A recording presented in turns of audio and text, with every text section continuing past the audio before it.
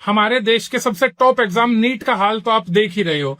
जरा आप अपने पड़ोसी देश चाइना, जिसको हम दिन रात पानी पी पी के गालियां देते हैं, उसके टॉप एग्जाम गाओकाओ के बारे में आपको बता दूं, ताकि आपको पता चले कि किस नर्क में और किन गिद्धों की निगरानी में हमारे आपके बच्चे पढ़ते हैं, एग्जाम देते हैं, फिर आत्महत्याएं करते हैं, और वो असल में डिजर्व क्या करते हैं।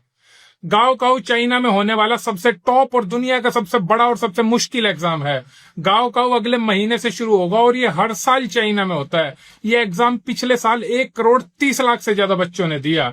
इस एग्जाम के थ्रू बच्चे डॉक्टर, इंजीनियर से लेकर आर्टिस्ट तक बनते हैं। ये टेस्ट 1952 से चाइना में हो रहा है और कल्चरल रेवोल्यूशन के कारण बीच में 10 साल को छोड़ दो तो 1977 के बाद से अब तक लगातार हो रहा है। इस एग्जाम की निगरानी चाइना में हाईएस्ट लेवल पर की जाती है। इस एग्जाम की प्रिंटिंग और ट्रांसपोर्टेशन आर्म्ड फोर्सेस करती है और इस एग्जाम के क्वेश्चन पेपर को सीक्रेट मिलिट्री बंकर्स में रखा जाता है। जिस वक्त ये एग्जाम हो रहा होता है उस वक्त पूरे देश की मल्टीमीडिया एप्स को जाम कर दिया जाता है। ये एग्जाम चाइना के इतिहास में आज तक एक बार भी लीक नहीं हुआ और लीक करने की कोशिश भर करने पर देशद्रोह का मुकदमा ठोक दिया जाता है।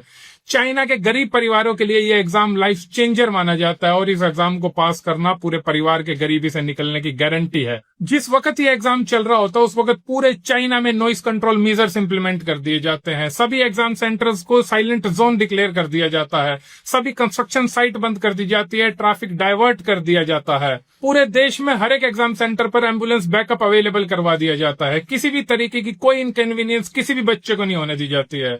इवन बच्चों को सेंटर तक पहुंचाने के लिए रूरल एरियाज में बसेस पहुंचाई जाती है जिन पर गुड लक लिखा होता है। फ्री टैक्सीज अवेलेबल कराई जाती है जिन पे येलो रिबन बंधा होता है। ग्रीन कॉरिडोर्स बनाए जाते हैं जिसमें बच्चों के अलावा कोई और व्हीकल नहीं चल सकता है। अगर कोई बच्चा ट्रैफिक में फंस जाए तो ट्रैफिक पुलिस उसको अपनी बाइक पर सायरन बजाते हुए सेंटर तक छोड़कर आती है।